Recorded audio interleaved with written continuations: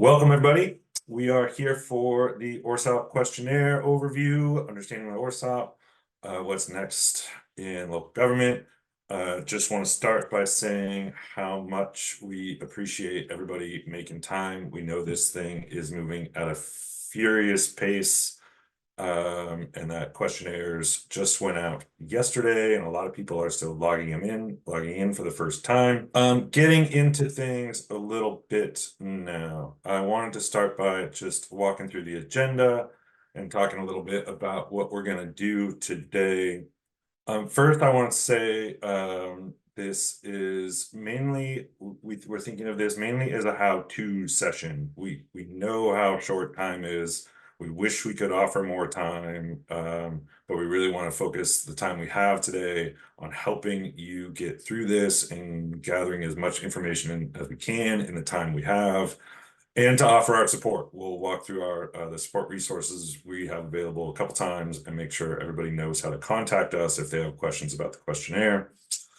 Also, I just want to say there will likely be some questions that'll come up today that we'll hear for the first time. If we're not prepared to answer those questions, yes, it is being recorded. And if we're not prepared to answer questions today, or if there's questions that we can't figure out today, we will be following up. We'll be following up our questions that come through the Q&A. We'll be preparing a FAQ. I'll talk a little bit more, a fact sheet, FAQ. We'll talk a little bit more about that in a minute. Some introductions. Want to welcome our full team. We'll start with the Circular Action Alliance team, and I'll hand it off to you, Doug. Thanks, Joel. My name is Doug Mander. I am currently the Oregon Program Manager for Circular Action Alliance, and I think I've met a number of the individuals who are participating today, and happy to be here. And it's the start of this part of the project, which is such an important element of the RMA. And I'm joined here today with by Francis Seville. I don't know, Francis, if you want to introduce yourself quickly. Yeah, I'm Francis Vayer, the Recycling Operations Manager for CAA, supporting Doug in this project, and met many of you, saw many familiar names, and looking forward to continuing to work with you.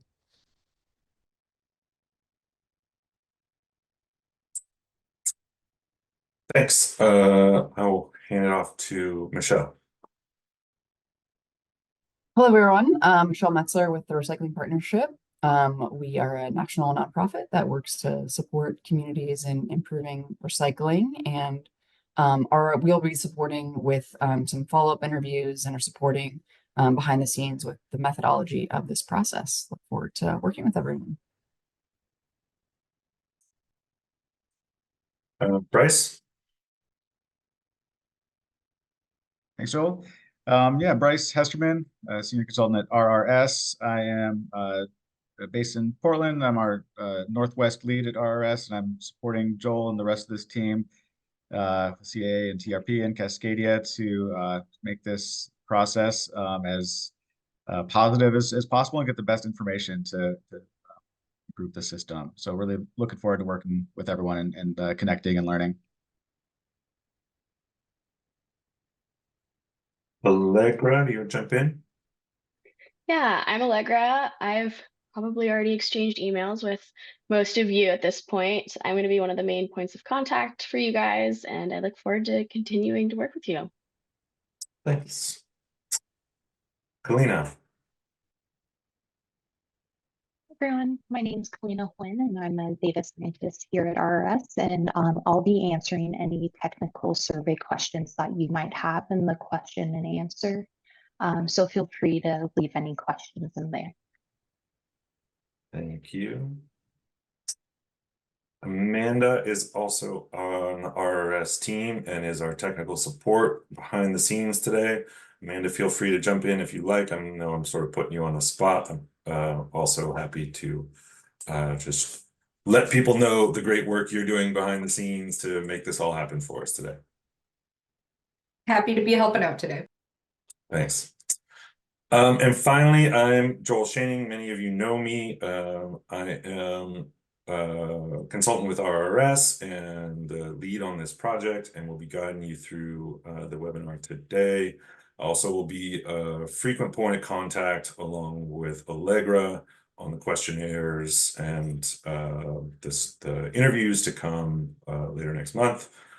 So with that, we can start jumping into a little bit more content, and I will hand it off to Doug for overall just an overview of the ORSOP in general before we get back into the details of the questionnaire. Yeah, thanks, Joel. Yeah, I just wanted to provide before Joel gets into the detail about the questionnaire and the questions, I just wanted to provide a few slides to provide a bit of background on CAA as an organization and the importance of this initiative for the program plan that we're working on. So the next slide just identifies our founding members. We are a national organization, a nonprofit that was created by a number of 20 food, beverage, and consumer good companies.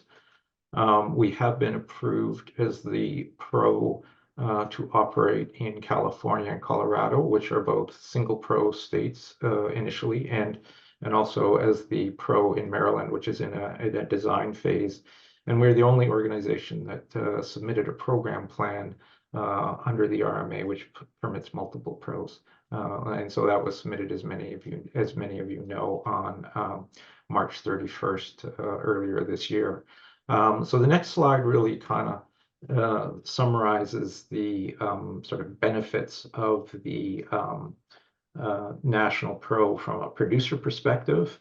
Our objectives are to provide consistent EPR services across multiple states to our producers, meet specific state requirements, leverage existing recycling systems and infrastructure, and advance the circularity of covered materials. So there's a number of areas where a national organization can provide some efficiencies and economies of scale, even though the requirements are different in the particular states. An obvious one might be a producer reporting portal. We can use a single portal to get supply reports for several different states. So that creates some efficiencies for producers. Another area may be with respect to ensuring end markets are responsible. So even though the conditions, say, in the Oregon statute or the California statute might be slightly different, we see potential for harmonization of certain activities that would benefit these programs generally. So we could use a single process, for example, to ensure responsible REM markets that would work for more than a single state, that sort of thing.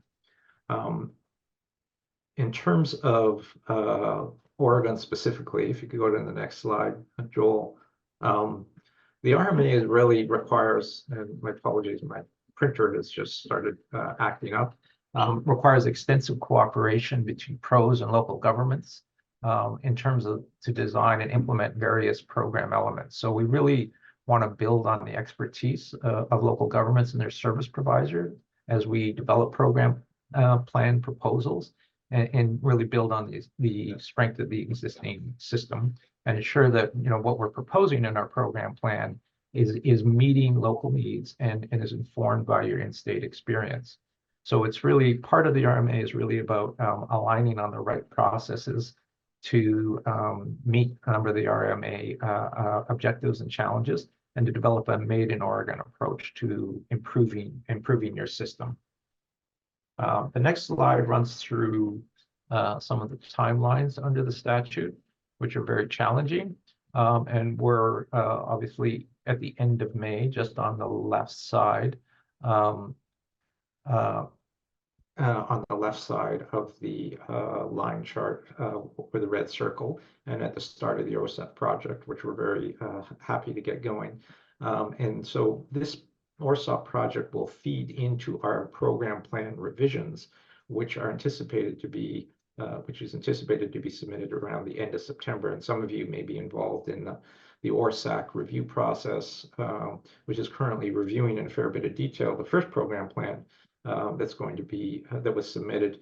We're expecting that DEQ is going to take that ORSAC feedback and give us commentary by the end of July and then we will then turn around and try to respond to those comments and respond to that input by the end of September. So it's a fairly challenging timeframe given all of the issues and development work that remains to be done, but it's also kind of a step in the process. That work will continue after the program plan submission as we move towards program plan implementation for July 1st, 2025.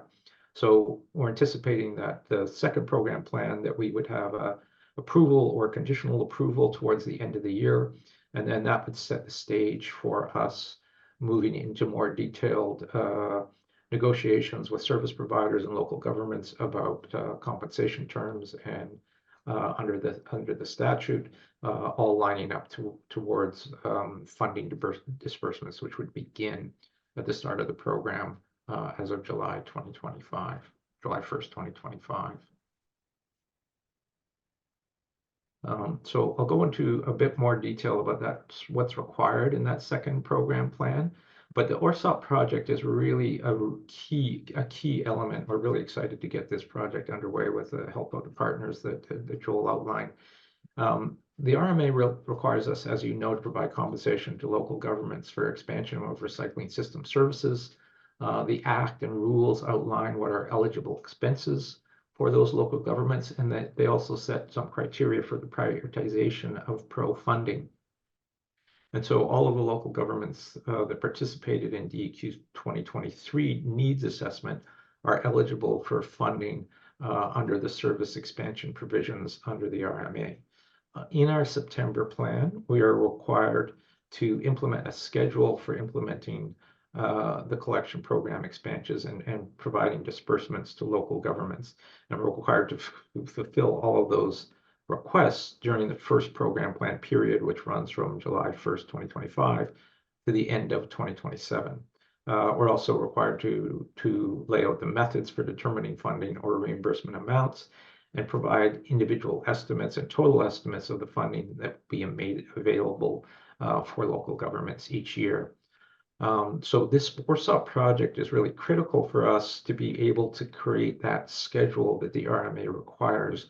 We weren't really able to do that in the first plan because the first needs assessment, I can talk a little bit about the challenges related to that on the next slide, didn't really give us enough information to create a good estimate of what local governments need in particular jurisdictions, or to prioritize the funding requests that were identified in that first needs assessment. So if we go to the next slide,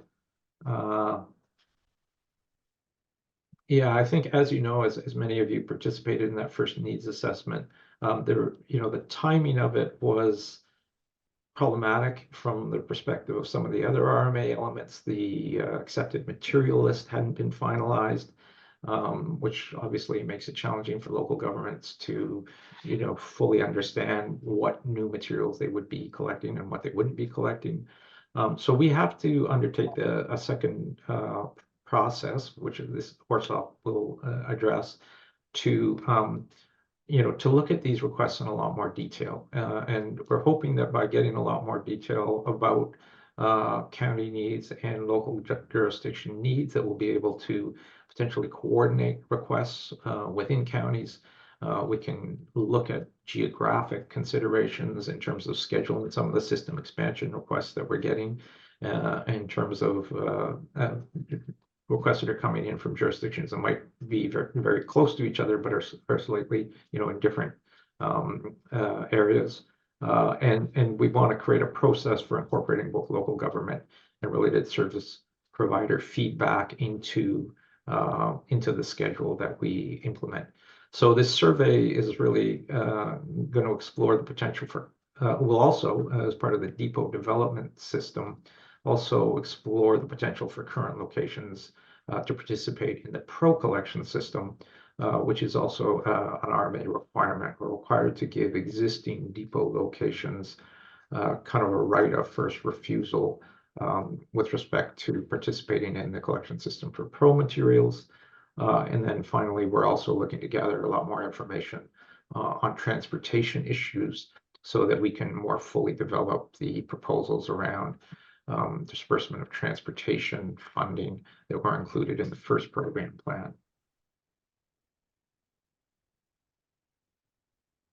So in terms of our goals, we're really looking to overcome some of the limitations of that first needs assessment, and we've engaged RSS and TRP and Cascadia to help us with this project. We'd like to take a watershed approach to the discussions with local governments so that we can consider where broader efficiencies can be considered when we're looking at individual requests from cities inside a county, for example. We want to have a better understanding of the unique conditions that may exist in each of your jurisdictions. Want to confirm the existing infrastructure that's in place, identify gaps and associated needs to determine how your requests fit into the funding prioritizations that have been established through DEQ rules. And then, finally confirm which of the permitted facilities and existing local government structures are interested in participating with CAA as a partner in the collection of pro-depot material. So the outcome of this process is really critical and important for us to develop this schedule that's required for the second program plan. The exact funding amounts, and so I should just emphasize a couple of things at this point, perhaps. The exact funding amounts, would be estimated in the program plan, but the final funding amounts would really be determined in a sort of more detailed sort of funding process evaluation process that would take place on a county by county basis as per the schedule that we proposed for the second program plan. Finally, I know there's been some questions going into DEQ about participation in this process and whether that affects eligibility for your funding. And I'd just like to clarify that this is not a formal legal requirement for local governments. You don't lose your funding eligibility if you're unable to complete our survey in time. But I will point out that we are required to propose this schedule for funding in our second program plan. So if we don't get information that is necessary to see where local government requests actually fit in to the DEQ rule priorities, we would have to kind of consider that in terms of where that particular local government request fits into this schedule that we propose for the second program plan.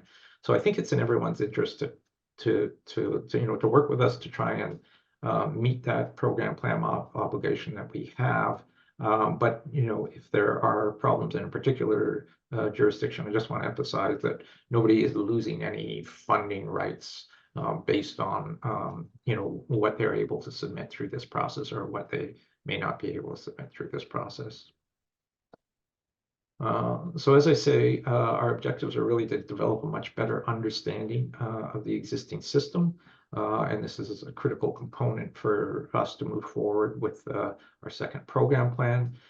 We have circulated some materials to local governments and service providers already, and these are posted on our website. We've created some tools to provide a lot more background on this part of the RMA and guidance on estimating needs and eligible expenses related to a number of different areas: on-route collection assessment, depot collection, the reload facility assessment, and transportation reimbursement considerations. And you can find those on the CAA website. And then RSS has developed this survey tool, which Joel is going to run through today, that really identifies the type of information that we're looking for so that the gaps analysis can be performed, and they'll be following up the survey with interviews with local governments and their service providers over the next few weeks, to really set us up so that the schedule that you see in that second program plan in September is really well informed by local government needs and is something that is generally supported in the state.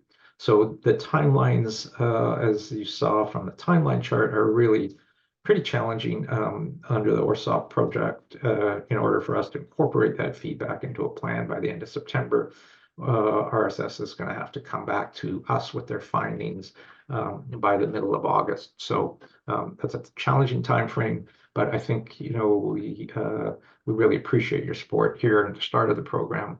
to help us with to the extent you can. And we'll all work together to see how much information we can get for inclusion in that second plan, and sort of work through that process.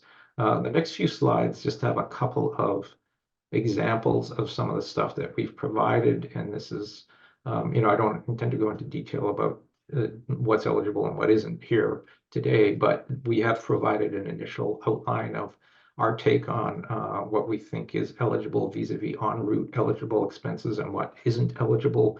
On the next slide, we've got a summary of the depot eligible expenses, and I would just say that the RMA uses slightly different terminology for on-route expansion versus expansion of depot services. So the list of eligible items is slightly different depending on whether you're talking about expanding a depot for collection of, say, new USCL materials, or whether you're expanding on-route collection of those materials. And then similarly, in the final chart here, the eligibility requirements related to reload facilities are worded slightly differently as well.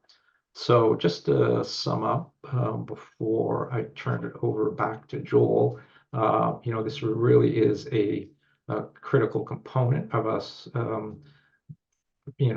submitting a second plan that is well received in the state, I think. And as per RMA objectives, we really support making investments in the recycling system that will improve services for customers and improve the efficiencies and effectiveness of this current system. In our view, continuing to work with local governments and the service providers in that project is really critical to creating a successful outcome under the RMA.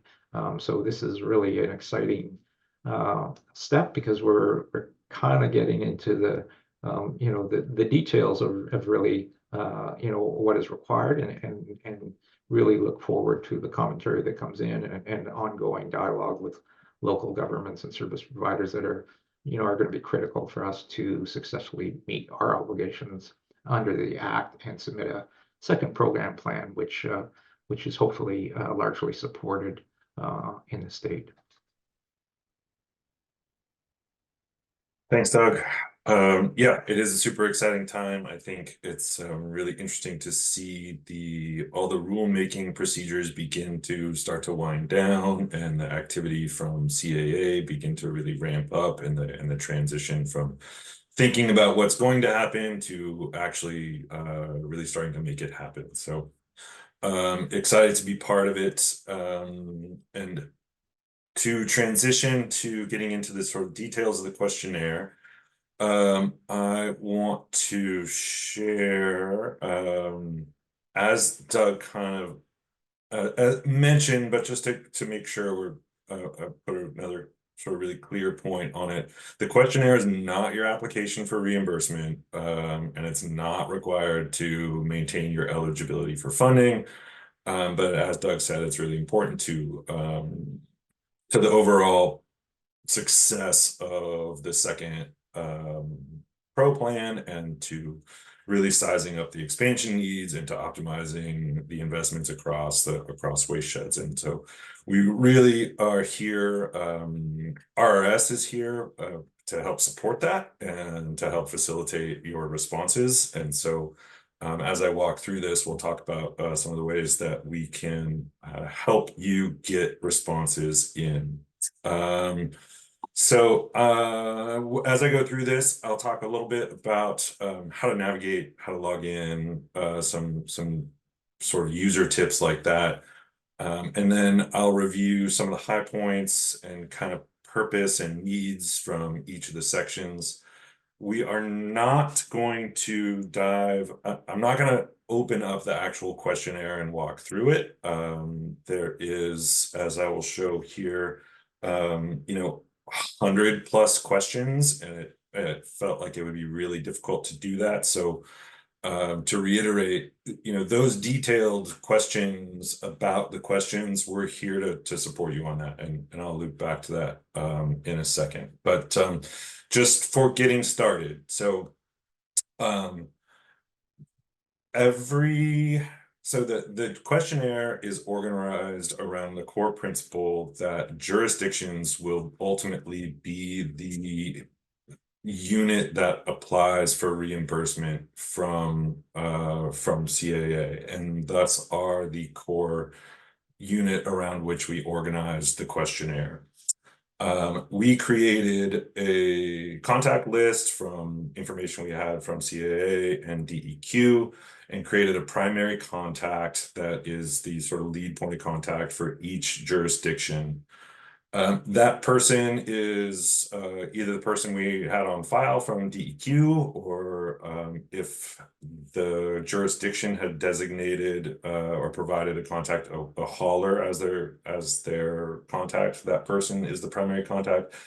In a few cases, there wasn't one listed, in that case, it defaults to the waste shed coordinator. That primary contact should have received an email from us with a temporary login and password. Once you enter that information, you'll be prompted to create a new login. And the idea is that you can then share that login with partners who can assist you in completing the survey.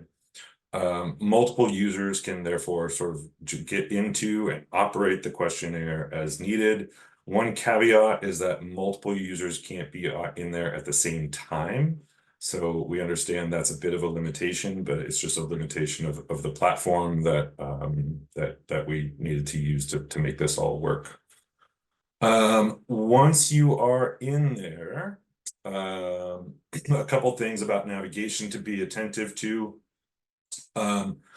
There is a few sections for each of the core areas of the questionnaire, things like collections, on-route collections, depots, transportation. Each of those sections have next and back buttons, but you will notice on some pages there is not a back button because we had to. The logic of the survey needed to be broken into those sections. So if there is not a back button, there will be a contents button, which will take you to the general contents page. So you can now navigate fully around inside the questionnaire, even if certain even if a page isn't complete. Note that autosave is automatic. Your work is constantly being saved automatically. So you won't see a save button. Don't worry, if you log out, the data is being real-time updated into the database and should be there when you return. If in some case you return to work on it again and it's not there, let us know, and we'll dive into that and work that out for you. Just one little tip, that there's a number of questions that have a sort of drop-down selection, and sometimes the little sort of drop-down caret is a little sort of light. It might be hard to see, but just look for those because it can save you a lot of time looking for those drop-downs rather than typing in your information. As I mentioned, it's big. There's 100+ questions. If some of those questions have sub-questions. And there's a lot of logic, which means sort of show hide scenarios. So if you say yes or no to one question, it'll determine what question you see next. What's most important about this to know is really to think about knowing going in which areas you expect to request reimbursement for. If you do not expect to need funding for depots or transportation or reload facilities, those questions will not appear for you and will not be part of the survey based on some of the initial screening questions. So click only those boxes that you expect to need funding for, and that will limit the size of the questionnaire for you. Time and effort is going to vary widely. That's just the nature of having a state with big and small cities, and some with some jurisdictions who work with one hauler and some jurisdictions that work with multiple haulers. So it's hard to estimate, but we think for a jurisdiction that has all of the data ready, which of course is quite a bit of work, it should take a couple hours to actually fill out the questionnaire. Of course, a lot of the work is in the data gathering, and that is just going to be a little bit dependent on how many haulers are active in each jurisdiction. With that, I will also note, I know we've got some questions about sharing. The intention was to make the login shareable. If we're looking into options to be able to print or some sections or the whole thing which could be shared for people to sort of work offline. And we can update you on that as we dig a little bit deeper into that as another option for sharing and collecting information. Diving into each of these sections. So once you log in, one of the first sections of the questionnaire will ask a series of questions about en route collections. The core thing here, as Doug alluded to, is the core information is how much are you collecting, and how much do you expect that to change based on either new materials in your collection, in your communal collection system as a result of adoption of the USCL, and potential new subscribers or new customers getting recycling service in your jurisdiction. Those are the big drivers of new volume, new material flow, and are going to be a big driver of the kinds of investments that would be reimbursable. So at the high level, those are the things that we're asking about in the on-route. One thing that has been flagged for us and which we have attempted to work through is asking questions that balances the way that different jurisdictions and haulers think about service to single family, multifamily, and commercial customers. We understand that many haulers don't think of their accounts based on who lives there or what kind of activity happens there, but simply on the kind of container or the amount of material. And so we have attempted in the en-route set of questions to clearly distinguish questions in terms of when we're talking about accounts, the type of account. Those questions are framed as single family, multifamily. We understand that not everybody is tracking their data that way. We ask that you do your best to estimate that when you can. And then comparatively, when we're asking specifically about routes, we understand that, a route is going to be defined by the type of operation that happens there. So in most cases, we're asking, well, excuse me, in all cases, when we're asking about routes, we have framed those questions as sort of roll cart service or front load dumpster service. So that is something just to be aware of as you fill out that en route piece, is that we are balancing the different ways that local jurisdictions and haulers sometimes think about their communities. Francis, I think invite Francis to add anything here, just because he's been really deep in thinking about these. So as I go through these next few slides, if you have anything to add, Francis, please feel free to jump in. Not at this time. Again, Yeah. it sounds like a lot of information, but the questionnaires will vary for everyone that fulfills it based on your needs. So if there's certain areas where you don't provide the service or you don't have any needs, obviously there'll be less questions that will be reflected in answering. So otherwise, it's pretty straightforward, and we're there to help you fill it out if you have any issues. Thanks. Depots, sort of similar approach. The essential information revolves quite a bit around the quantity and number of depots. One thing that I want to flag in particular in thinking about your responses in the depot segment of the questionnaire is that you want to pay particular attention to thinking about the depots that are in your jurisdiction. The we understand that in some cases, and there may be a jurisdiction whose customers or residents rely on depots that may be in another jurisdiction. We are asking specifically about the depots that are in the jurisdiction for which the questionnaire is associated. So there's a separate piece of the ORSOP that will look specifically at the statewide convenience standard and the network of collection points and depots. And that will catch any depots that sort of fall in a jurisdiction that's not applying for reimbursement, and we'll also sort of look at optimization of depots between or within jurisdictions. So what we need in this segment from jurisdictions is just the information about the depots in that jurisdiction.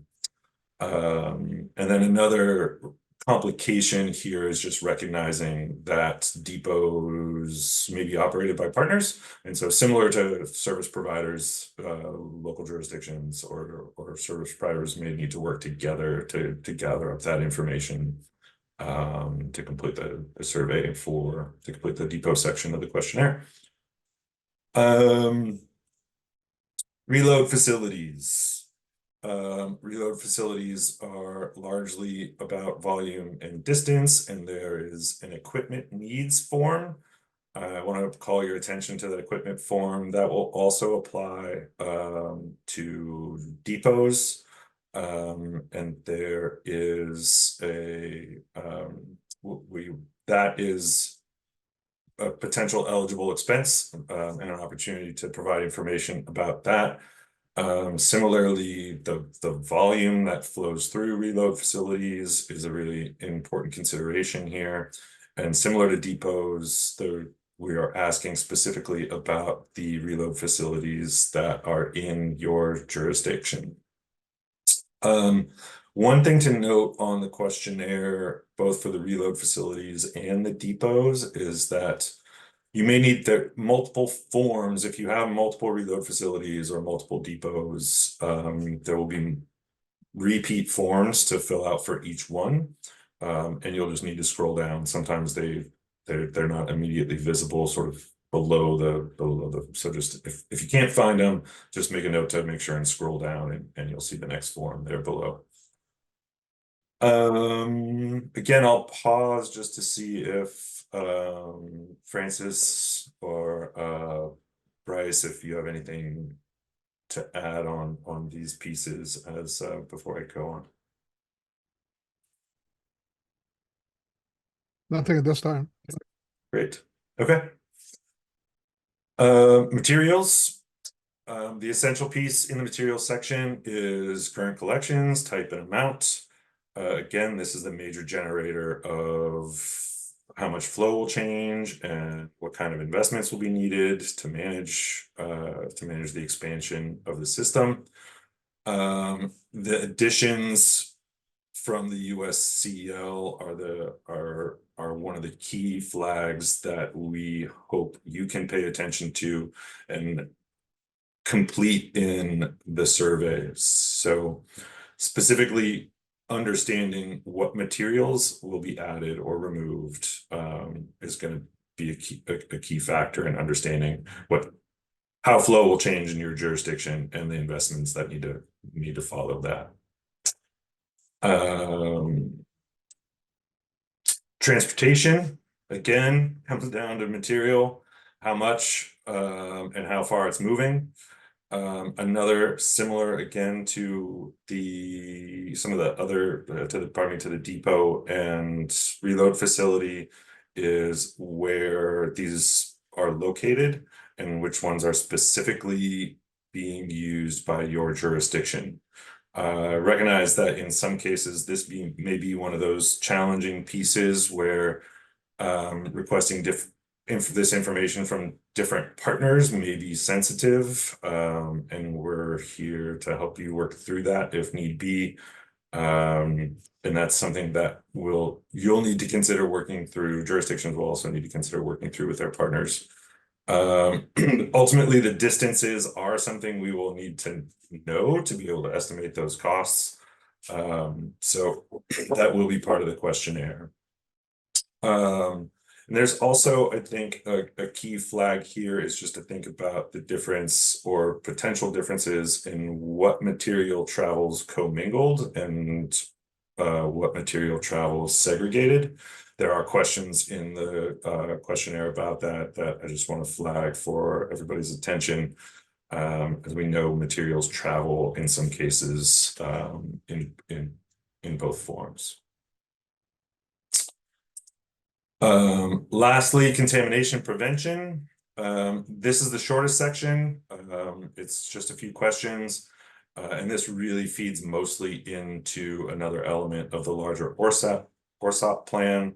And we really just want to identify what the core activities are that are happening right now. And a few questions that will briefly characterize those efforts. Are they websites? What kind of assets are you using? Email, cart tags, those kinds of things, which will help feed into a larger statewide approach. As we mentioned, there's a number of pieces of support. So I know that was a pretty high level review of the questionnaire, and we do now have a big chunk of time for Q&A where we can get into this in a bit more detail. Before we go there, reminder, we're recording. We'll share this out. RRS is going to have a webpage that we'll be putting up to host these resources in the next couple of days. You'll get an email about that with a link to the recording and to the FAQ. You will be able to contact us at the office hours. Allegra, can you drop the link for the office hours into the chat? And then there's the support line. And we are committed to 24-hour response times on both the scheduling, the email, and the phone. So we will be here to help you stay engaged. What's next? Bryce, you want to jump in for a minute? Yeah, sure. Thanks, Joel. So kind of a preview of next steps. I know there's a lot that needs to happen here, and we're all aware of the challenge of what we're asking and the timeline. And we're committed to working together to have the best possible outcome. But the deadline for questionnaires completed is June 28th, and that's going to be followed by waste shed consultations. So the idea here is that the survey will provide like a picture from each individual local government. But as we know, recycling systems span beyond municipal borders. And so these consultations are designed to hear at the waste shed level, as mentioned before, is, in an effort to understand like the broader system needs and optimize the infrastructure investments, and also unearth opportunities for improved coordination. So that's going to be a really important follow-up. We'll be reaching out to set these consultation meeting dates as relatively soon, because we know this is the summer and it's difficult to get things on calendars. So we will be reaching out relatively soon. We want to take any opportunity as possible to set these meetings as early as possible. So anyone that thinks they can finish their survey early, it's much appreciated. We're hoping not to work really right up against the deadline wherever possible. Of course, acknowledging that this is already a tight timeline. We are going to be requesting that the questionnaires are completed 3 days in advance of these consultations where possible. Ideally, we can have some of this information in hand as we're having these conversations to talk about where there's some of these opportunities for optimization and coordination. So just keep that in mind. Keep an eye out.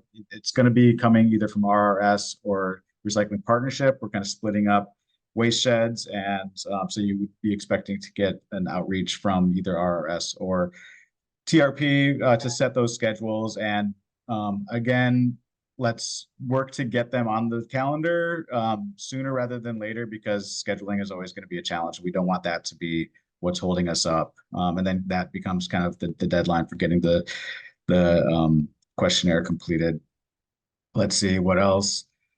Following that, we have time to pull our information together, make recommendations to CAA for the schedule for their program plan. And then they're going to go and take it, and kind of fits into that timeline that Doug presented earlier for the new program plan in September. And then following that, approval, kind of next steps towards that CAA working with local governments for contracting and negotiating, and ultimately leading to that reimbursement request. We are here to support you in this process. Those office hours, we encourage you to sign up for them, work through issues. I see questions in the chat that I'm sure we're going to get to. You know, even just in like how we share and how we, you know, manage information. And, you know, we've thought through a lot of these issues and want to make sure to work together to meet everyone's needs, to have the best possible outcome. I think we're all invested in having the best system. This is an opportunity for investment to improve our system, and we just want to make sure that all the information is there to make the best possible decisions, so that these investments go towards really making the best system possible in the state of Oregon. So I think that's it for next steps, and pass it back to you, Joel. Great. I'm going to start by addressing some of the questions that are in the chat, and then we can take more questions as they come in. There's a few questions on a similar theme about how jurisdictions, counties, and cities will be able to share out with multiple service providers, and how they will be compiled. Our vision was that the jurisdiction would essentially do that compiling. We understand that that's a big lift, but again, the jurisdiction is the unit that needs to be applying for reimbursement with CAA. So the understanding was to create, or the vision was to create, one jurisdiction or one questionnaire per jurisdiction, and that information would need to be compiled at the jurisdiction level and submitted in one questionnaire. So I see some questions about that, and I think we're open to hearing some feedback. I did hear some requests for printed versions, and I think that's something that we're looking into. The challenge with the printed version is, as I talked about, there's a lot of logic in the survey. So printing out the full thing, the full survey, could be really complicated to fill out. So we're exploring ways to potentially provide, to either to help sort of provide those questions to your partners in cases where you may not want to share a login. But that's the approach that we envisioned, is that you'd either be able to share the questionnaire and people could fill it out directly, or you would work with your partners and compile that information and then complete the survey once all the information had been gathered together. Joel, just on that Yeah. issue of the, you know, we do anticipate that at a certain point, DEQ is going to create a process by which local governments can assign sort of funding eligibility to service providers. But that hasn't taken place yet. So, for example, you know, once we get into program operations on transportation, for example, you know, if you've been a service provider that's been designated as your local government as eligible for these reimbursements, then we anticipate that we would be dealing, you know, with the, you know, the entity that had been designated directly. We wouldn't necessarily have to, you know, deal directly with the local government on the, you know, the exchange of information related to those disbursements. But in terms of trying to kind of come up with this aggregate level of estimates and surveys, you know, the local government is the eligible party, as Joel says, for the funding.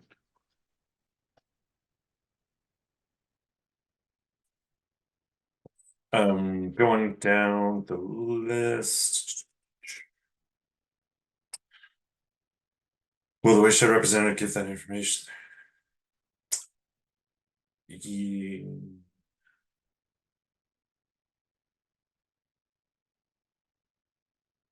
Yeah, Angie, I see your question about waste shed. make sure you have that information. I think we know which cities completed the 2023 needs assessment. And so we can work with you to make sure that somebody's been contacted. I think that the larger answer here is that thanks much to Aura and League of Oregon Cities and Associated Oregon Counties, we're trying to use partners to really get the word out to all potential respondents and partners about the survey, so people are aware that they should look for it. But yes, I'm happy to connect with anybody who's concerned that a jurisdiction doesn't have a point of contact or that point of contact hasn't been made aware of the questionnaire. So we can work with you to make sure that everybody has been contacted and knows who their point of contact is. And we anticipate that to be the case for a few jurisdictions in the next few days. Laura, in terms of having all the data ready, I think what I was referencing there was just the idea that when CAA sent out the original toolkit, there was some time to start preparing. And I think I just meant to say, once you have all the data, once a jurisdiction has all the data at hand, the survey itself will likely take a couple hours. And it will in some cases be separate tasks of going through the questionnaire, understanding what the data needs are, gathering that data, and then coming back and completing it.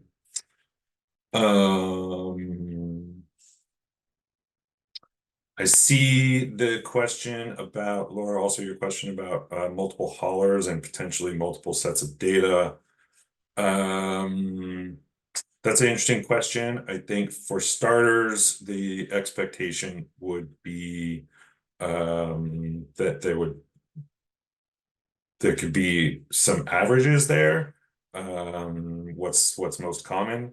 I think if there's a really wide difference between what's happening in multiple haulers, we could consider creating a table or something like that. So happy to get into the detail of that question with you a little bit more if you're running into some real challenges completing that part of the questionnaire when you get there. Continuing down the list. And actually, Joel, that brings up a good point. I mean, we're trying to do the best we can to get the best information, and in some cases, you'll see, your best estimate is still better than we have. And so, in a situation where you're struggling, like I don't have the exact answer, but you have a pretty good estimate, that's still going to be really helpful. And so, I do want to encourage you to rely on your own expertise. Like we see you all as being experts, and you know more about your jurisdictions than we do. And so, this is really an effort to bring the best information that you have forward. And so, if that's an estimate, that's still better than what we currently have, likely. Yeah, thanks. And I would even add that I'd say like completeness for the sections that are relevant to you is encouraged, even if you're relying on some estimates. If you have an understanding based on your sort of local knowledge of that system, we want that information.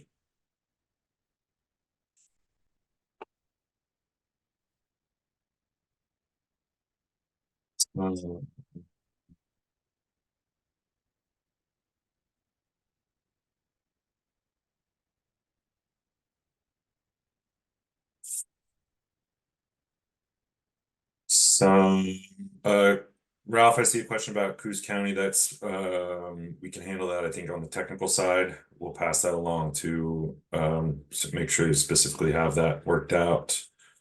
I see a question about getting the slides out.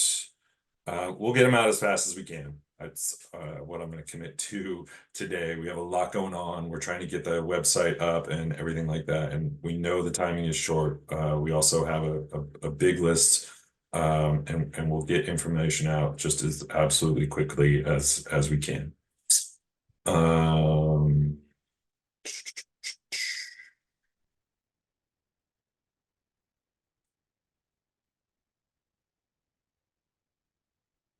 Yeah.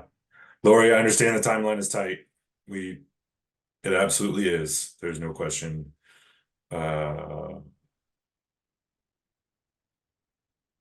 Yeah, I see a lot of comments here just about the challenge with a single questionnaire for per jurisdiction.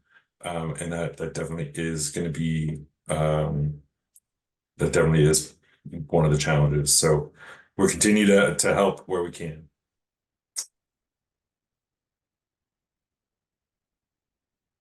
Joel, I have a Yeah. question that came in the chat about Yeah.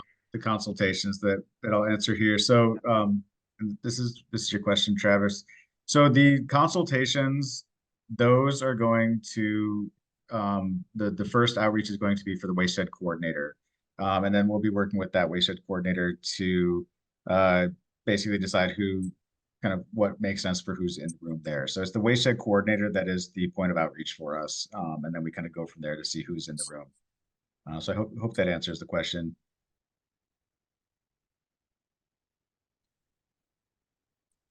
As we get to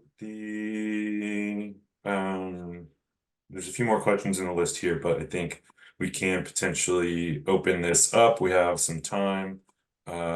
So Amanda, if we could potentially start using raise hand function and address some comments too, and have make this a little bit more of a conversation. Absolutely.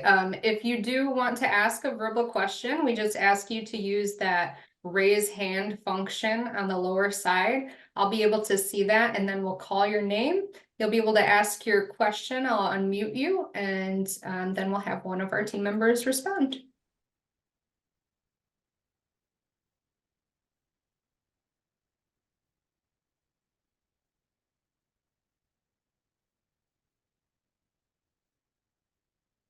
I see a question here at the bottom of the Q&A that I wonder that might be interesting for I don't know, for Doug or Francis, when you talk about like what a need is defined by a new expense versus something that would encourage more participation. And yeah, I would invite you to comment. My perspective is that this is tied to like investments that are needed. And so it would kind of relate to the eligible expenses. But I want to get your perspective too. Yeah, I mean, and we had sort of taken an initial crack at this in terms of some of the toolkit that we sent out to people. So, you know, I think there are some, you know, where the need is obvious. For example, there may be a community that's expanding on route collection that they don't have. So that's a service expansion where they need, you know, they need carts, they need a truck, et cetera, et cetera. And then there may be other areas where, you know, the system improvement is not quite as dramatic. For example, I think there are certain things that are eligible, like, you know, on truck monitoring equipment, for example. So if a jurisdiction wanted to, you know, implement certain types of new equipment as an improvement, that would be something that would be potentially eligible under the service expansion criteria. But you'd have to, you know, you'd have to kind of assess the specifics of each of those requests against the, you know, the statutory eligibility requirements.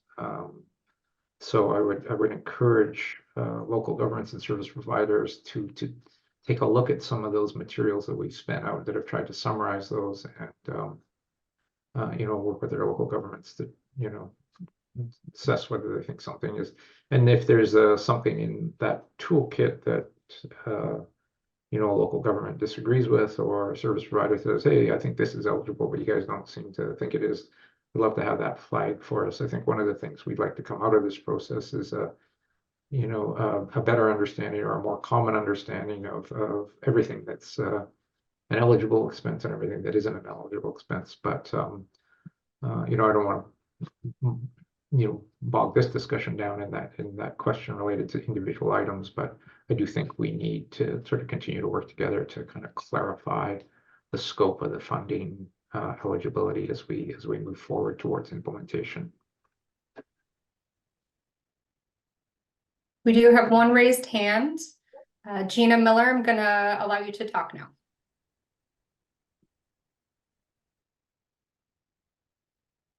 You will need to unmute.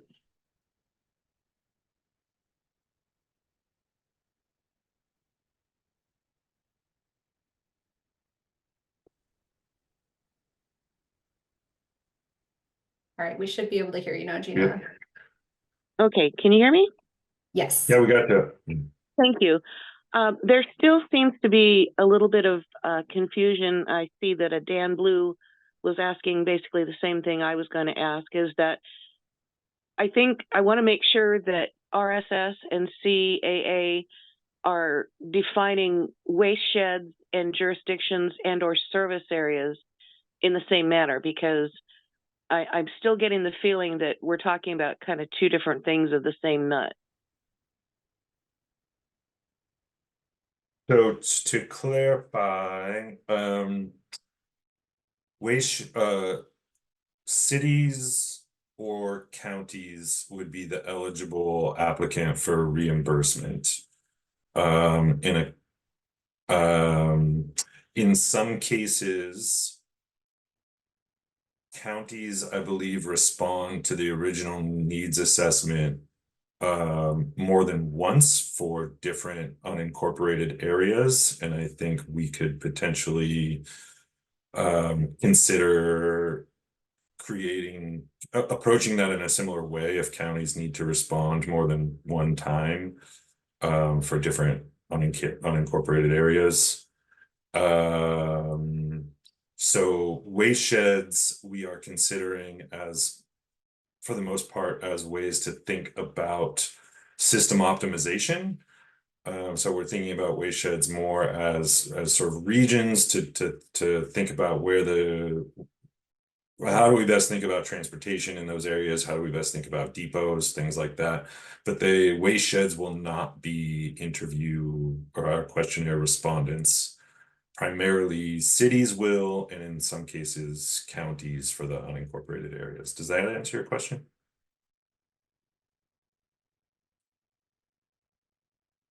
Well, I think more to the point, the county, have a city within our boundaries that is its own waste shed. So, and that waste shed designation pretty much comes from DEQ.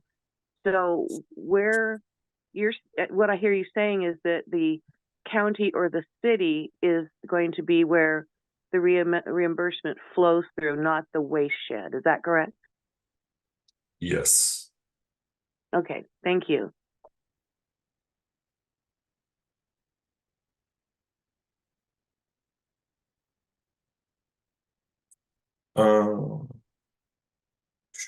Just reviewing other questions here.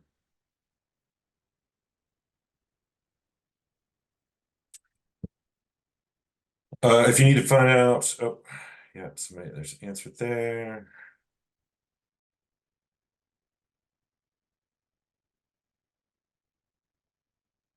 Got another question from Laura Liebrick. I'm going to allow you to talk. You'll need to unmute as well. Great, thank you. Hello, Joel. I'm sorry to be belaboring this point, but it's a real hang up for us in even really getting started with responding to the survey. We had been under the impression so I'm talking at the county level, we have multiple haulers with multiple programs, multiple transfer and reload facilities, multiple types of depot operations.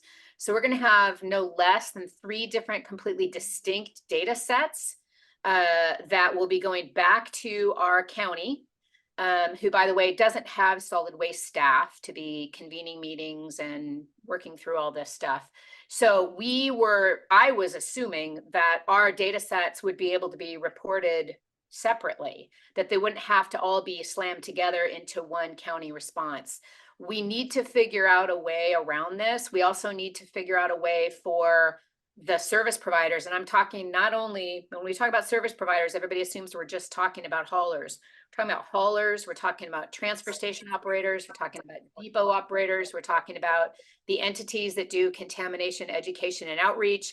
This is a whole lot of different data sets. We need to figure out how to make it easy, especially in rural parts of the state, for these counties that have no staff to be doing this, to be able to work with their service providers and provide accurate data sets that paint the real picture as to what things look like in their county.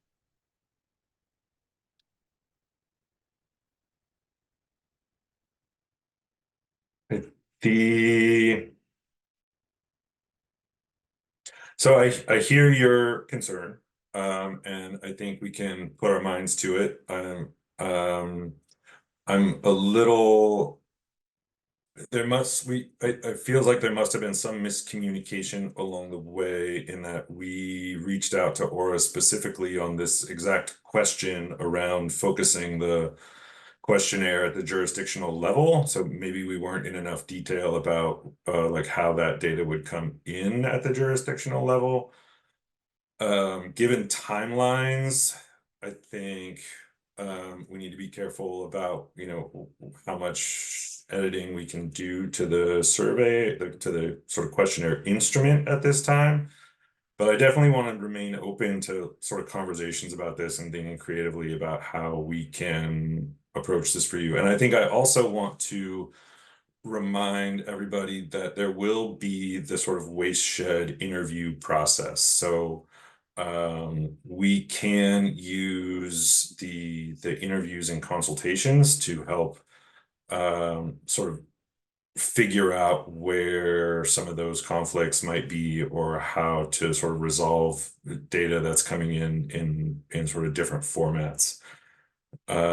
So there is a huge potential lift on the part of the jurisdiction to sort of combine all that. It's to a certain degree baked into the eligible party for reimbursement. And so maybe there's conversations to be had about you know, getting some meetings together with those jurisdictions and those service providers, and how to facilitate responding to the questionnaire in a way that works for your jurisdictions, for your county.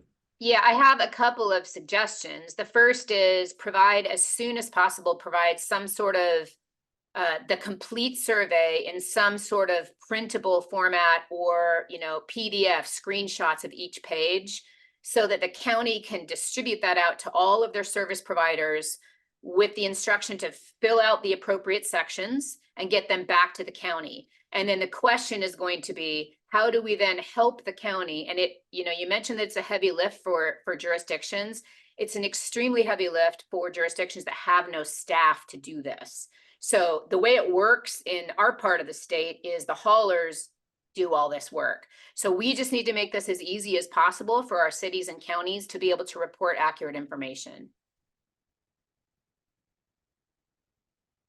We are looking into the printable option. So in the immediate term, again, the vision was that you would be able to share it and people can look at it online. The printable option is challenging because of the logic. So the benefit of the online version is that logic allows you to eliminate a whole sets of questions that are potentially irrelevant for your jurisdiction. So we need to think through whether there's a way that we can provide that in a format that will make sense to somebody who's reading it as a printed version, and how that could look.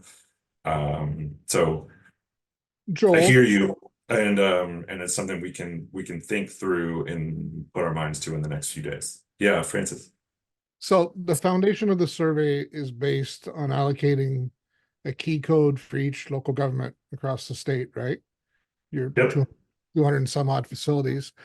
Is there a possibility within the database to create a subset of numbers? So if a jurisdiction is, you know, coded 246, that we allow 246.1, 0.2, 0.3, 0.4 for each of the service providers or whatever. So they'll technically have their own survey and they can fill out their own part, and we can just collapse everything into one when we get all the responses. That is an option we can look into. Okay. We have another question from Gina. Gina, I'm gonna allow you to talk and you'll have to unmute yourself. Hi, thank you. I just first wanted to thank Laura, the previous speaker, for eloquently putting that question into words. I was having trouble doing that. So thank you, Laura, for that. The other thing is I want to take that point one step farther in that the idea of, because our jurisdiction is exactly the same as what you're, describing.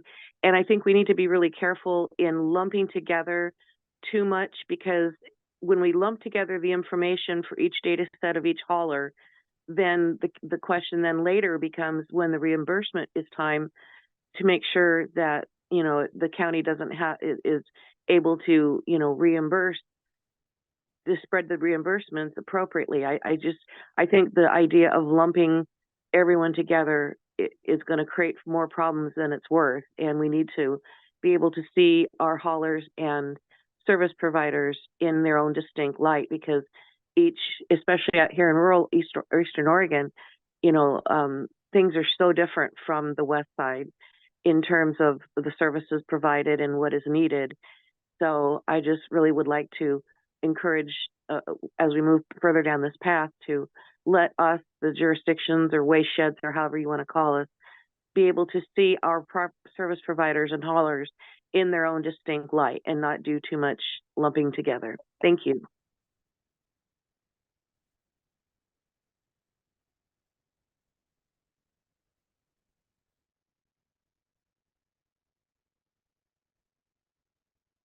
Thanks, Gina.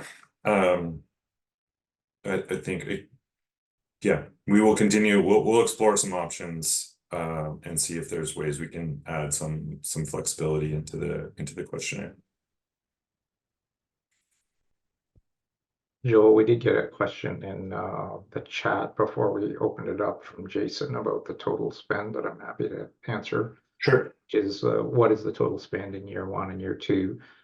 We did put some initial estimates in our first program plan, but I wouldn't put a lot of faith in those numbers because we really didn't have very good information to work on. So really one of the outcomes of this process is to get a better estimate. And as I mentioned in my intro, we're required in our second program plan to lay out a 2.5-year schedule for disbursements. So we would be trying to identify estimates of each local government request's needs, but then also lay out a 3-year, 2.5-3-year schedule for, what we would try to disperse over the course of the first program plan. So that's all information that this ORSOP project, is really critical for us to develop.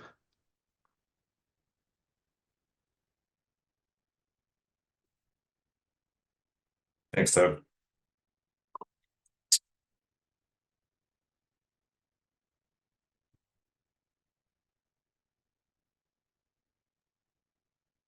And as a reminder, if anybody would like to ask a verbal question, you can go down to your React and then select the raise hand function, and I'll be able to call on you.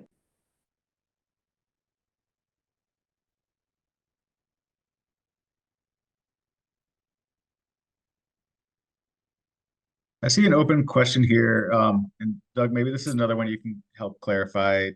The reimbursement, so this is Don was asking, reimbursement, would that go to the hauler or the city? My interpretation is that that's the city that requests and receives reimbursement and then works with their service providers. Is that correct? Yeah, there's sort of there's a triage in the statute. So our obligation is to provide compensation to local governments for their expenses, but they can designate service providers to be the ones who get those expenses. So to provide, say, service expansion funding to a hauler, that hauler would have to have been designated by their local government to be the recipient of that funding. So that's where that process is really something that DEQ is going to facilitate. And given that there's, I think, at least five, maybe 6, I guess, different funding programs, There's a little bit of complication in that, and you know, some of the programs like the Contamination Reduction Funding Initiative have a per capita cap, so you have to create a process when the local government, say, is designating that funding, say, to multiple haulers in a single jurisdiction. They would have to tell us, you know, who's eligible for what, or what percentage of their funding each hauler was eligible for. So there are a lot of fair number of details to work out on that process, but we can provide reimbursements to haulers through this process, subject to the proper, I guess, designations being made under the statute. But the local government still has a role in making that designation and understanding the respective role of their service provider and requests. Yeah, and then under the statute, we are then obligated to notify the local governments of any funding that we provided to serve their service providers. So the local government would designate and also get information on, say, with respect to transportation funding, we designated these two service providers. We would be reporting to them on the amounts that CAA was providing to those service providers over the, you know, through the different program periods.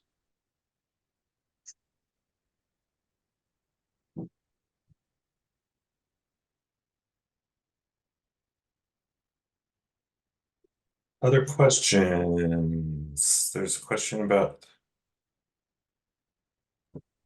Got a raised hand here, Yep. Joel. Yeah, go ahead. Jason, I'm gonna allow you to talk and then you'll just need to unmute yourself. Thanks, Jason Hudson. This is more of just thinking out loud kind of and sharing some thoughts, but so say a city applies for carts and a truck to start a new curbside program, right? You guys, you know, review the application and say, yes, we think this is a, you know, good cost benefit to this, so we're gonna, you know, award, you know, this application for funding. You know, there's still a process where then, you know, the hauler or the city may have to go back to their city council, right, and say, you know, hey, we have the truck paid for, but not the carts, or the carts, not the truck, and there's still additional costs, you know, of X. You know, does the city, you know, want to go forward with this program, say, even though it's going to cost an additional $4 a month or $5 a month to provide the service? At that point, city could say, you know, no, we don't. We're going to stick to our depot system. And I'm just thinking, you know, this program is going to have to be flexible like that, because then that money, you know, then they may reject the funding for the cart or the truck, and then would go back. So I think, you know, there's going to be a lot of back and forth, you know, continuing to work with our municipality partners and county partners, you know, on these projects, even well after you guys may decide the project is fundable. So I guess I'm just more of a throwing that out there for you guys to consider how that works. And then would you then take those funds and, you know, go down the list of maybe one that didn't quite meet the first round funding? So. Yeah, I think that's an excellent point, Jason. I mean, on the on-road expansion, as you identified, I think in your comments, our obligation is to help local guides. It's still a shared model, and our obligation is to help local governments with those startup costs. So we would, you know, take care of the infrastructure costs and the costs that they incurred in, you know, in setting up that new program and whatever, you know, trucks, carts that they needed to do that. But then there would still be an ongoing cost to the local government that it would have to decide whether it wanted to operate that program, albeit, you know, some of the major, you know, startup costs being taken care of by the pro. So, you know, we would, you know, work with local governments through that process. I'm assuming that they would, you know, hopefully, I guess there won't be, I mean, there may be situations where people are applying for conditional funding, but, you know, we'll have to figure out how that process works. I guess off the top of my head, I was assuming that that city council process that you talked about might have been approved before the, you know, before the request was made. But to your point, maybe the city council wants a bit more detail on sort of the operating costs, et cetera, Yeah, I think it's, this process is happening so fast, right? And the Yeah. information is limited, like, would they get CART funding? Would they not? Would they get a truck? So I think until they have the information, I know there's some municipalities or communities that, are gonna make that decision until after they find out what that funding may look like. So Right. I was just throwing it out there down the road that this, No, this is something that you guys could fund something and then it could end up getting turned down and the project doesn't go through, so.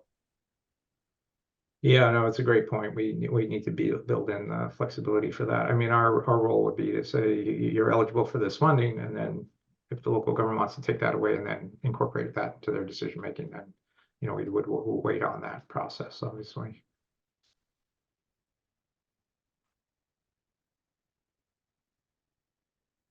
There's a couple questions in the Q&A about the wayshed approach and the wayshed consultations and interviews. So I want to just clarify that briefly. The vision for the wayshed approach is to have an interview and invite both the wayshed coordinator, the haulers, and local jurisdictions in that wayshed that have that are completing questionnaires. In some cases, there may be jurisdictions who don't need to attend, who are making very small request or a very direct request, very specific request, and they may opt in or opt out. But the idea is to invite all of those groups into that conversation and then have a guided discussion in which we can collect as much of the data that is available from the questionnaires and have that ready as we go in. We know in many cases, not all of the participants may have completed their questionnaires. But then have a conversation about what expectations and needs are in that wayshed. We recognize that all of these stakeholders may not have a shared vision, and that conversation may not be guided towards an expectation of consensus, but for us to gather that information about what some of the different visions or perspectives are on where the opportunities are for new investments or where some of the gaps are. We can, to the best that data is available from the questionnaire, sort of flag places where we see potentially, multiple jurisdictions asking for similar resources. So the wayshed approach is intended to include a lot of the stakeholders in the wayshed, and to identify the sort of gaps and opportunities to optimize the system in that wayshed. So I hope that clarifies that approach a little bit. And we also, just to add one further detail on that, is we know that in some places getting that in one meeting might be very difficult or impossible. So we do anticipate potentially having sort of multiple meetings in some waysheds, and we'll be flexible in scheduling those as needed. Laura, you had a question?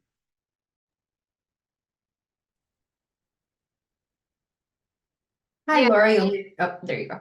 I'm guessing, based on what you just said, Joel, and I think you and I have had prior conversations about this, you might not be needing to have wayshed level conversations in every single wayshed in the state. It really is only going to need to happen where there are needs of regional concern. You mentioned reload facilities. Those tend to be a regional solution in the solid waste system, right? So if there is an identified need for a new reload facility, obviously there should be a regional discussion, a wayshed level discussion. But there are some things that probably are going to be very specific just to individual, like hauler programs, and wouldn't really be appropriate, I guess, for a wayshed level conversation. But my hope has been that you will receive initial feedback in these surveys that will help you kind of winnow down and figure out where you need to focus your time at the wayshed level and where there needs to be, back and forth with cities, right? For very local concerns, local needs. That's the hope. the challenge is just is that we will need to be starting to schedule those conversations basically next week, and we may not have much data back. But yes, as we get into scheduling, there'll be sort of a parallel process where we're going to be starting to reach out, get those meetings on the calendar, and as data comes in, we hope to refine and sort of manage those meetings. And I appreciate your feedback. I think maybe breaking them up in some cases, not strictly by waste shed, but by where there are needs or perhaps no needs, is good direction. Thanks.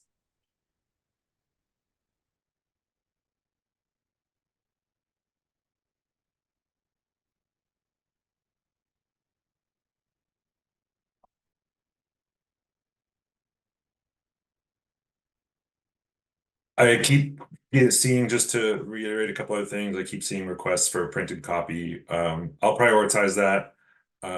I'll reiterate again, the hang up on that is just trying to figure out how the logic will work. And it may not make sense without seeing it, but we have a lot of sort of view hide logic in the survey, and printing it out directly could introduce a lot of sort of instructions or confusion. I think that's all manageable. And we'll start working with our sort of coding team to see how we can get something that is I want to make sure it's helpful. You know, the printable piece, I want to make sure it's something that's usable and isn't a distraction. So I'm pretty confident we can get there, and I hear the request for that, and we'll look into that right away.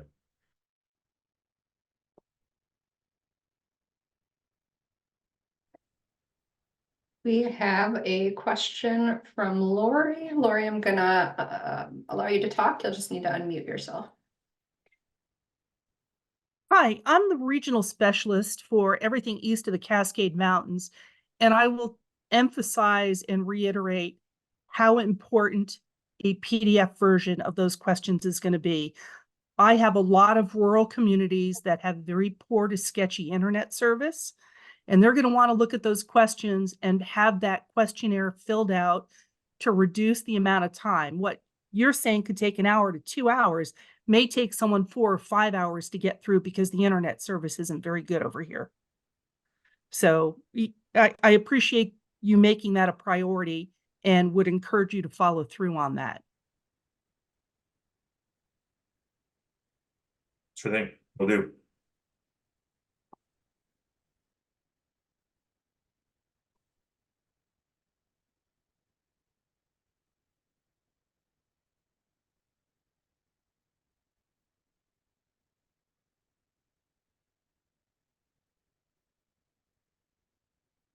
I see there's a question about City of Springfield. We can respond to that. We can look at the database and give Allegra to make a note of that, and we can respond offline on that one and make sure that we have an identified contact for City of Springfield. Any other questions or comments or things that we have missed?